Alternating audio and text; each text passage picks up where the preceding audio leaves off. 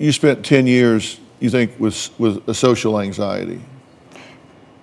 I was diagnosed with social phobia, and I accept that, excuse me, I accept now that that's what it was.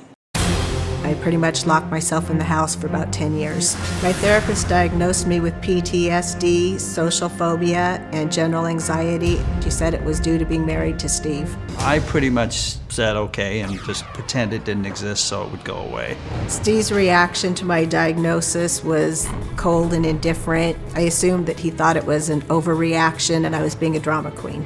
When I did go out, I was fine in large groups. I could not stand to talk to people one-on-one. I ignored it. I just pretended it was normal. I would go do the shopping. I would do the errands we needed to do. I would go to work. Steve came into my life and completely took over everything, creating a complete dependency on him. Steve has made me so dependent on him that I'm incapable of making phone calls. When I try, I just freeze. I just go numb. He will take a box of cereal out of my hand to pour it for me, or even take my phone out of my hand to hit send on a text. I believe Steve is one step away from coming into the bathroom and wiping my butt for me. I've been crippled by Steve. He's got me convinced that I can't do anything without him. You think he set you up for this? I don't know how much of it was conscious and how much of it was more in his subconscious. He just kind of knew what he needed to do to... Wow.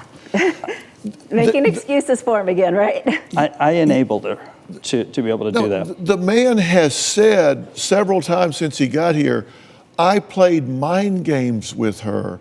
I knew she was suffering. I didn't do anything about it. As long as I got what I wanted, I didn't care. He has said that out loud. Yeah, I see it. I mean... Right? When I'm suffering, No? I can see it. You haven't said that out loud?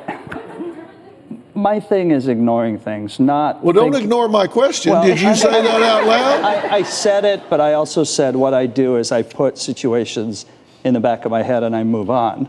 So what I did is ignored Carla's situations and didn't put myself in as an empathetic person in her shoes to be able to help her. I just ignored it and moved on, pretending it didn't exist.